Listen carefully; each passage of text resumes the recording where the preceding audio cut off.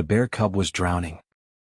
Ranger Adam spotted her clinging to a splitting branch in the middle of a flooded river, a terrified scrap of fur surrounded by violent, churning water. Each surge dragged her lower. One more and she'd vanish under the brown current forever. She cried out, high, sharp, impossibly small against the roar. Adam didn't hesitate. He tore off his pack and plunged into the river.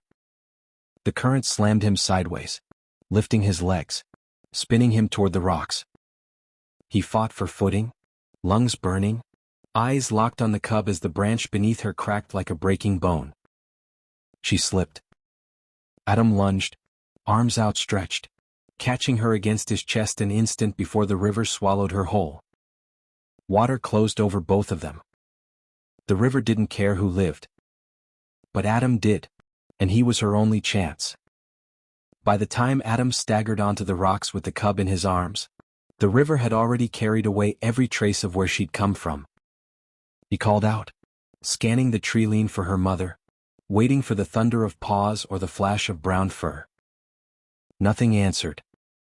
The storm carved new paths, uprooted pines, collapsed dens, land washed clean. If the mother bear had survived, she would have come to the cub's cries. But the forest stayed silent. Adam dried the cub by his fire, wrapping her in his jacket as she shivered uncontrollably. She was too small to be alone, too weak to survive a night outside. So he fed her warm milk, tucked her close to his boots, and promised himself he would keep her alive until nature, or her mother, reclaimed her. But the weeks passed. Then months. The mother never came. And when the cub was finally strong enough to walk back into the wild, Adam learned the hardest truth of all. Saving something means learning to let it go, even if it hurts. The river looked calm that morning, but the forest felt different, heavy, watchful, every branch remembering the storm. He followed the trail he'd carried the cub along months before, brushing frost from reeds and noting new erosion. Then the air shifted. A low grunt rolled across the river, deep, resonant, unmistakably bare. Adam froze, hand hovering over his radio. He scanned the far bank, expecting a fleeting shadow, maybe a warning silhouette he could slowly back away from. But what stepped out of the mist stopped his breath entirely. A massive female grizzly stood on the opposite shore, older, broader, her coat thick and clean. She wasn't the starving creature he'd pulled from the river as a baby. She was powerful. She was in the wilderness. And she was staring straight at him. Adam took one careful step back. The bear didn't growl, didn't bluff charge, didn't even lift her head. She simply stood there, unmoving, as if waiting for something. A twig snapped beside the rocks. Adam's pulse spiked. Two tiny cubs waddled into view, noses twitching, paws slipping on the wet stones. They bumped into their mother's legs, chirping softly. The mother bear nudged them closer to the river's edge. Closer to him. "No," Adam whispered. You're not bringing them to me." But she was. The larger cub toddled forward, sniffing the water, inching closer with clumsy confidence. The mother let out a low huff, not a threat, more like reassurance. The same kind of sound Adam had learned to make for the orphan cub that winter. The cubs splashed the water, their eyes fixed on him. The bear stepped aside. Her meaning was unmistakable, even without words. "I know you. I remember. They can trust you too." Adam's throat tightened.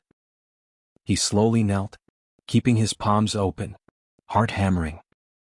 The cubs tipped their heads, inching closer, the river whispering between them. The mother watched, not tense, not fearful, but certain. This wasn't a warning. It was an invitation. The cubs reached the shallows first, splashing through icy water to a dry patch near Adam. One shook its fur, droplets sparkling in the morning light. The other sniffed the river stones, then looked up at him with curious eyes. Adam looked up at the mother bear, massive, unmoving, her breath curling into the mist. She didn't posture. Didn't huff a warning. Her shoulders relaxed, her weight evenly set, a quiet posture of permission. "Easy," Adam whispered, lowering himself until he sat on the cold ground. His hands stayed open on his knees. "Only if you want to." The bolder cub took another step.